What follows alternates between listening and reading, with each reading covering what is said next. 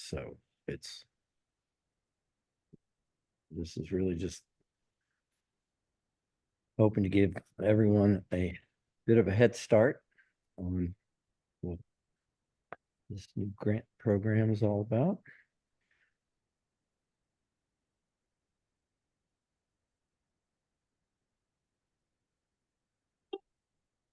I will start right at 10:02. I'm just gonna, there's a good number of folks joining, but I'll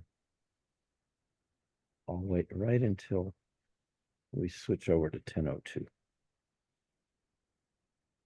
And actually, I think Wendy's gonna open us up. Excuse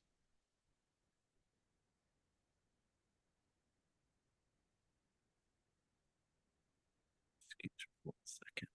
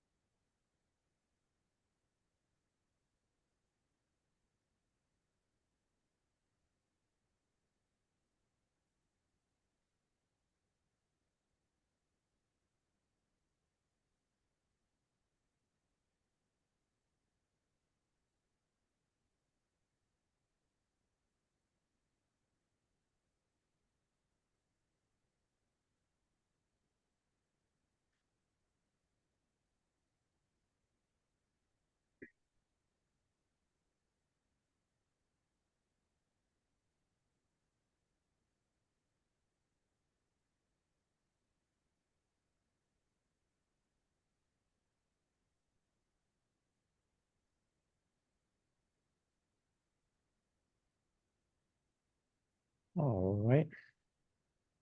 Wendy, are you okay to Yeah, kick us get off? us kicked off. You bet. Yep.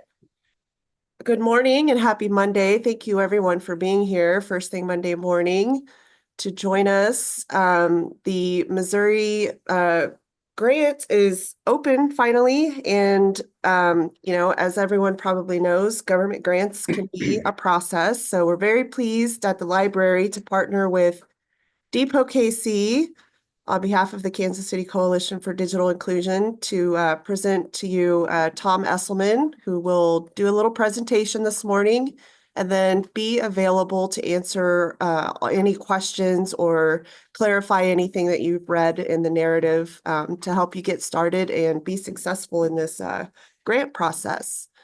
So with that, I present Tom Esselman. Thank you.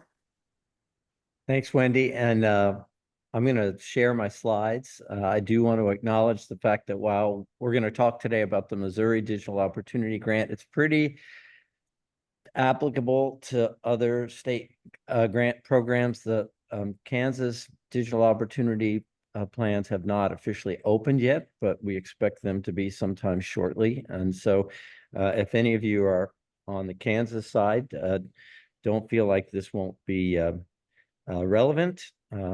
You tell me if it's designed to be helpful in a more generic sense. So I'm going to go ahead and share my my screen, and hopefully you guys can see the title slide. Is everybody okay seeing that? Yep, looks good. All right, good. Well, thanks again, Wendy. I don't think Wendy's going to be able to stay on for the entirety of this presentation, so I'm just thanking her for allowing me the chance to share this with you. So let's get started. Yeah, we're going to have an opportunity to talk about approaches to this grant program and more specifically this agenda. I've got a little disclaimer. I want to make sure that you all understand more about DEPO-KC, and then we'll go into pretty much the key points that you need to know about this particular program. And also ways to get help or assistance with how you feel like you can or should be participating in it.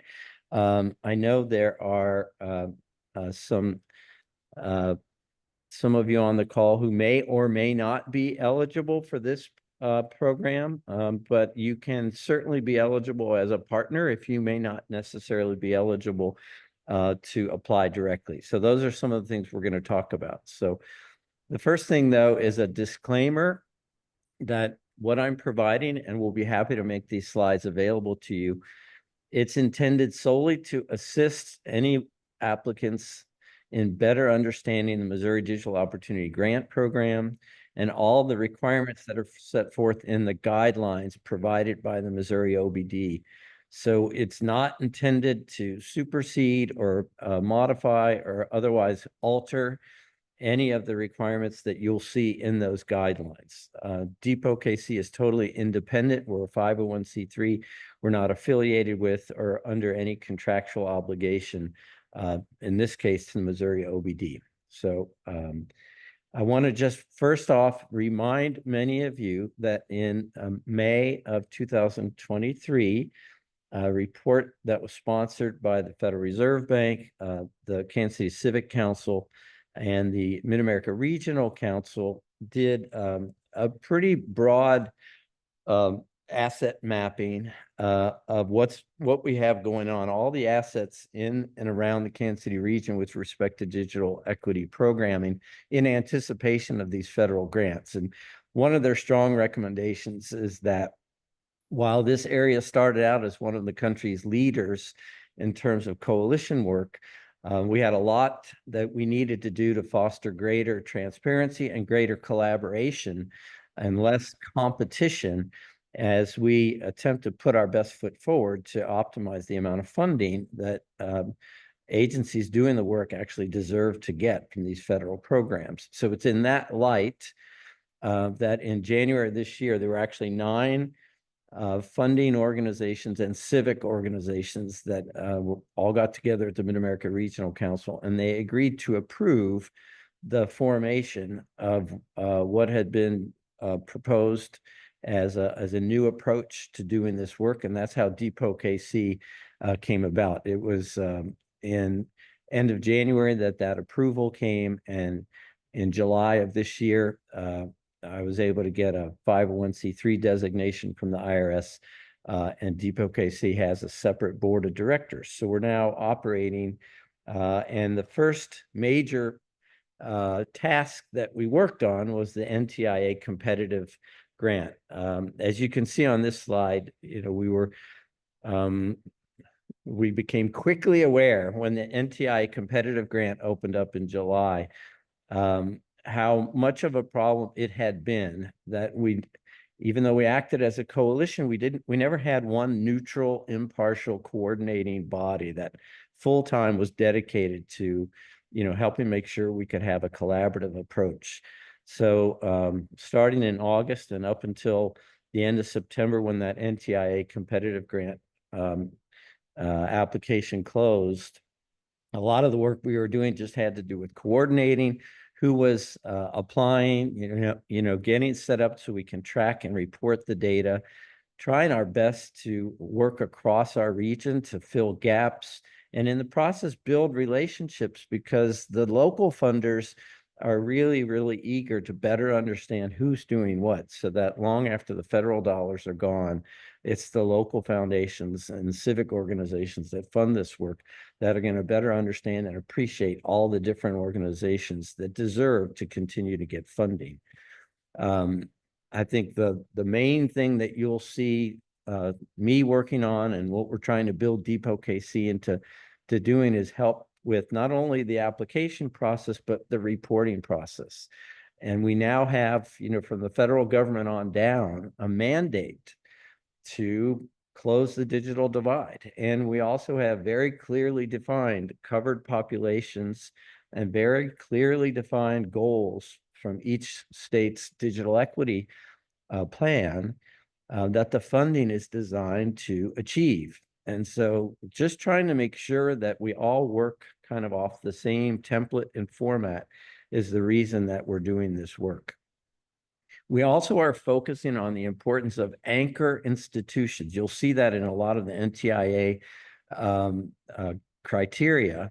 And the importance of anchors is really about those organizations that are larger, that are not likely to go away anytime soon. They're financially stable.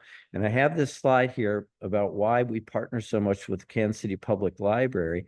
Not only because it's a large, stable organization, but with respect to digital inclusion programming, I mean, it covers all these things you see on the slide, but almost every library anywhere that you go, in conjunction with the schools and with the healthcare providers, and even organizations like, housing organizations, housing authorities, local governments, these are your key anchors.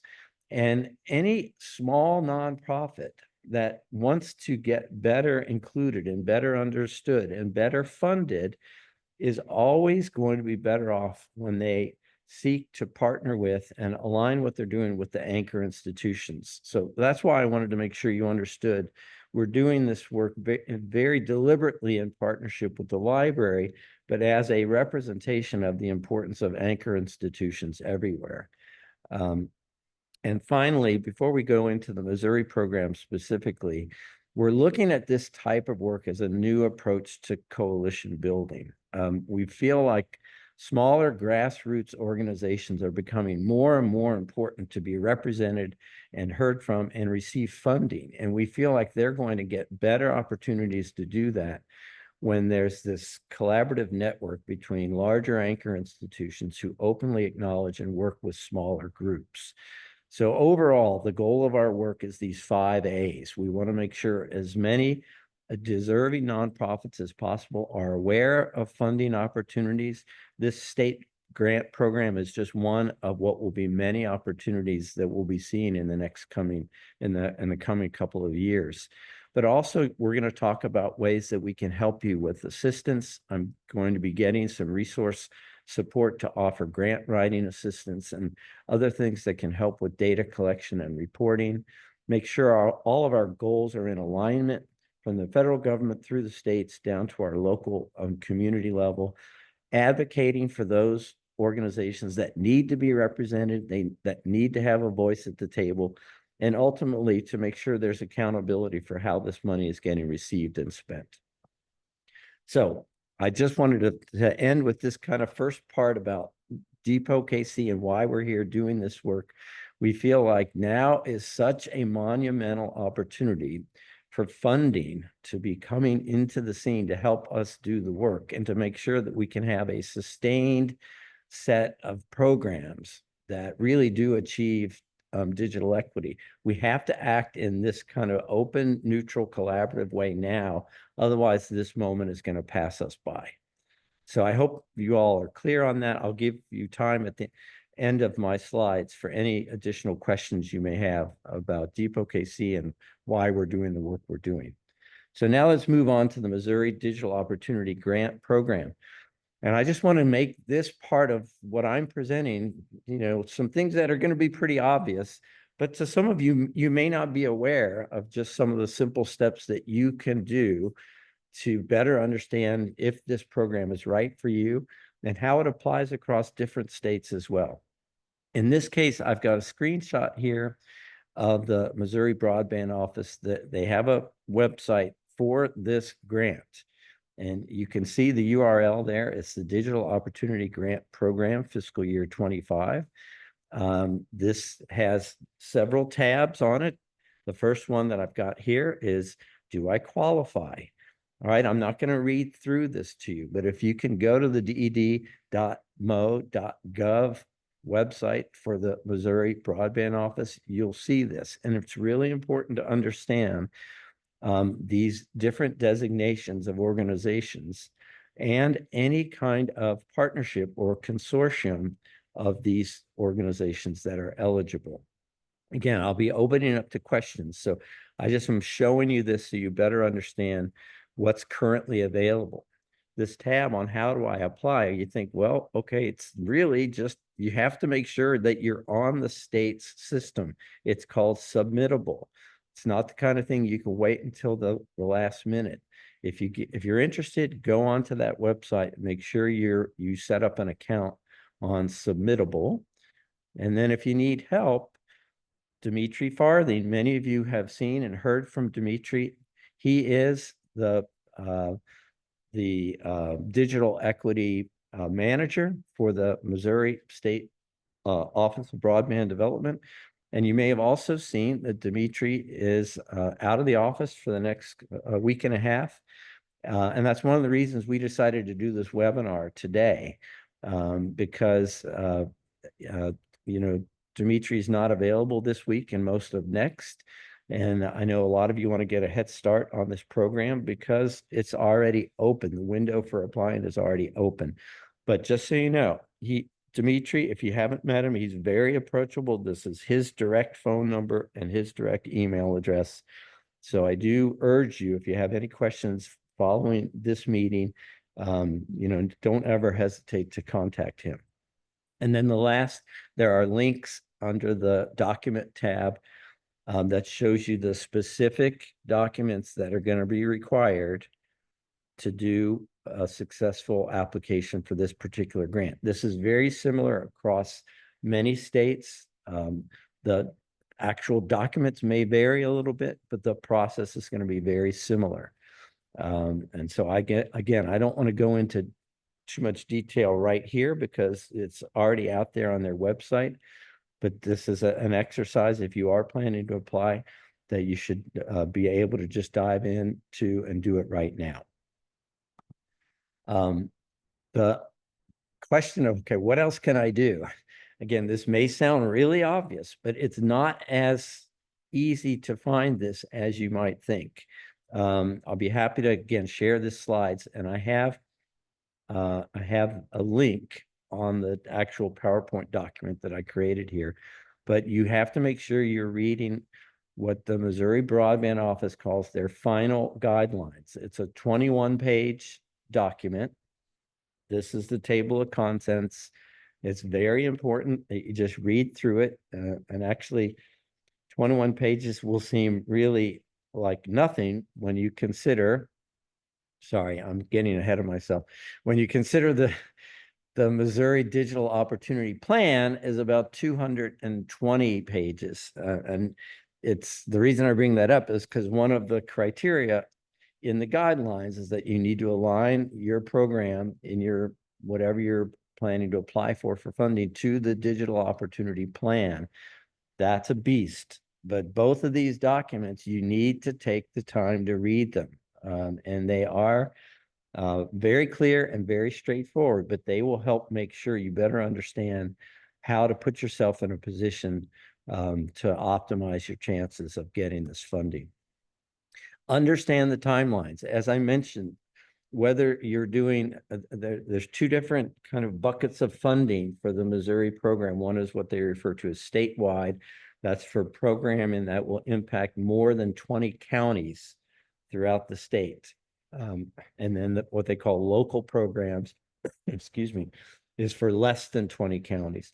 In both cases, the application period has already opened, and in both cases, the period closes. The deadline for submission is December 2nd. All of the awards are going to be announced in December, and the period of performance for these grant programs is for the 2025 and 2026 calendar year. The thing that I referred to earlier is thoroughly read and align your programs with the Missouri Digital Opportunity Plan. It is a big document, but it covers so many specific things that will help your application. And those of you who have done a lot of grants know that sometimes you need to make sure you're even using the same vocabulary in your application to make sure that it's clear that you're aligning with the goals set out in this plan. One kind of final reminder, and the reason why I'm urging you all to work with me and anyone else that you work with in the same kind of service area, this is specifically out of the guidelines, that the eligible activities that they're looking to support must accomplish one or more of the following. And if you go to that little bullet point number 3, the reporting back to the Department of Economic Development regarding the activities that are being performed with this funding. That's a big part of what I'm trying to get DEPO-KC set up to help you with. Because the easier that is for you and the more it can be consistent across the different regions of the state, that's what the Office of Broadband Development is looking for. And it's a very specific criteria that they want to make sure gets acknowledged in the different, grant participants. Again, I just want to reiterate, not only will it be important for this grant, but the reason why DEPO-KC has this broad group of local funders supporting our activities is because we're also going to be providing reports out to local foundations, civic groups like the Chamber of Commerce and the Civic Council. Basically, there's kind of a quid pro quo. The more open you are working with DEPO-KC and other partners about what you're doing, how you're using your funding, how you're being deliberate about not trying to compete against other similar nonprofits doing similar work with similar targets, but being deliberate about collaborating, or at least making sure you avoid specific overlap to the extent you can. Those things are going to be looked upon more favorably, not only by the Missouri Broadband Office, but by the local funders who, again, will be the ones that you're turning to for support long after this federal money is gone. So that's my final slide. I wanted to get through it pretty quickly. I'm going to leave this slide up for about 10 or 15 more seconds before I stop sharing, in case you want to know how to get in touch with me. And just know that with some of the support I'm getting, it's looking like I'll be hiring at least one additional person within the next 3 to 6 months, possibly 2 by the end of next year. But hopefully you've understood with what I provided to you so far, the nature of how we're setting ourselves up and how we can do a better job of being, making the Kansas City region really truly collaborative, and how we work with this federal funding. So I'm going to stop sharing now and open up for any questions that anyone might have about this or any other grant programs.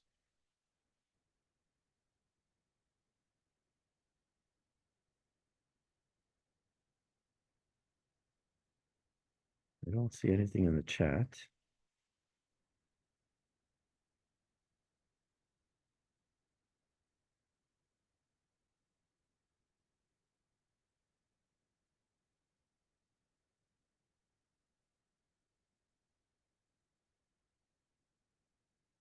I see some familiar faces on the call. Tom, Yeah.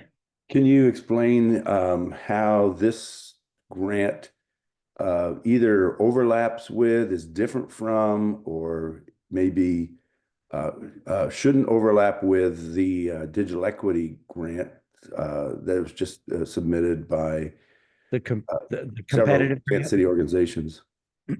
Great.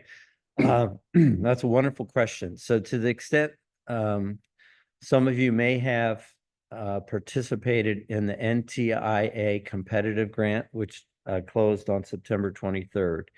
I was in a focus group with Dimitri Farthing about this Missouri State grant.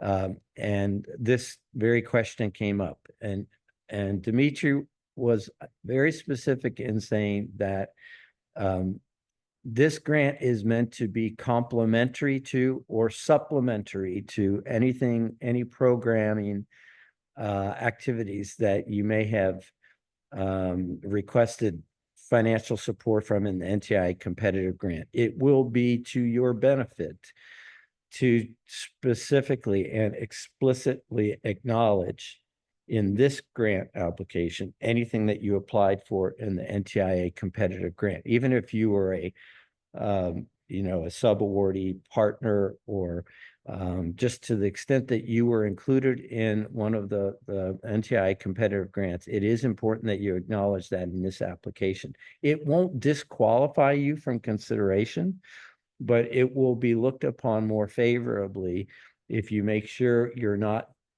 um, literally trying to double dip. In other words, asking for additional funding for the same programming activities that you've already asked for program funding for in the competitive grant. So be very deliberate, be very open. You've heard me say the word transparency a lot. That is really, really a key criteria across the way this federal money is being decided upon and allocated. So I hope that helps. In fact, let me just add to that comment. The other thing we talked about in that focus group with with Dimitri, that's his nickname, JR, is it while it's not a requirement to acknowledge other nonprofits who are in a similar space as yours, it will be looked upon favorably, even might add to your scoring rubric if you go out of your way to acknowledge other nonprofits and make sure you're demonstrating deliberate attempts to avoid direct overlap of services in areas where you may find out or learn that other nonprofits are also applying for their other funding. I will tell you one big difference between this grant and the NTIA competitive grant is the criteria make this a much lower set of barriers to entry. I think the minimum amount of award for this grant is $5,000 for any applicant. The maximum is $500,000. So that allows for a huge range of small to large organizations. And you think, for gosh sakes, does $5,000 even matter over a 2-year programming period? Well, I mean, if you're a church or if you're a small community or neighborhood association, $5,000 can do a lot of good over a 2-year programming period. If it just means getting some extra computers or contracting with someone to come in and provide digital navigation support. So much lower barriers to entry. And that's why we really want to go out of our way to make sure that we're broadening the awareness of this particular type of grant program.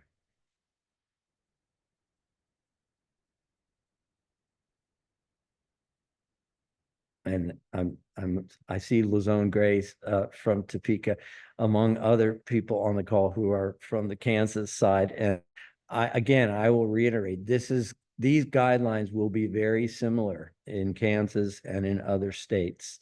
I think the NTIA has been very deliberate in making sure that their guidelines have a lot of consistency across each of the state's digital opportunity plans.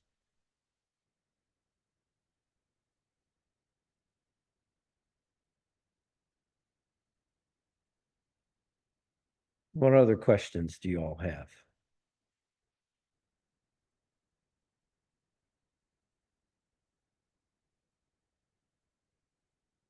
I know there have been a number of questions. I've talked to individual nonprofits, particularly larger ones like the FEC and the library, with regard to partnerships or consortium of groups.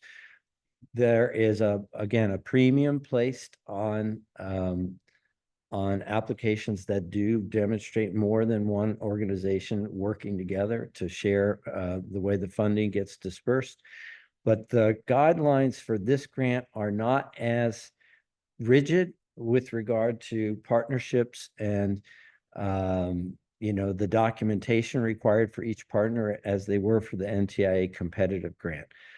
Just know that any demonstrated collaboration with nonprofit, or in this case, even for-profit organizations, are eligible to be considered partners as long as they're not shown to be profiting from the funding they receive, and if their efforts are shown to be augmenting the impact and outcome of the nonprofit partners who directly receive the funding. So yeah, again, it's a more open set of criteria, less rigid with regard to partnerships than what we saw in the NTIA competitive grant.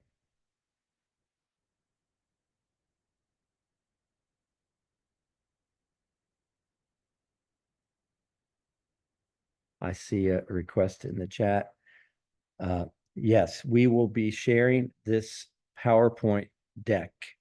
I'm going to be sharing it as a PDF file, but I'll work with Wendy and we'll share it certainly with all of you who are on this call, and we may share it out with a number of people who weren't able to attend this morning as well.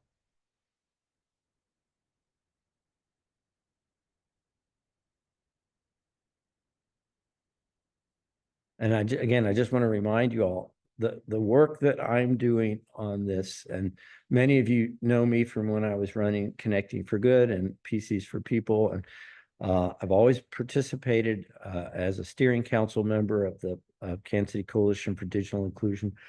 And I have those same commitments. It's just that now I don't have my own service providing nonprofit that I go back to and raise money for.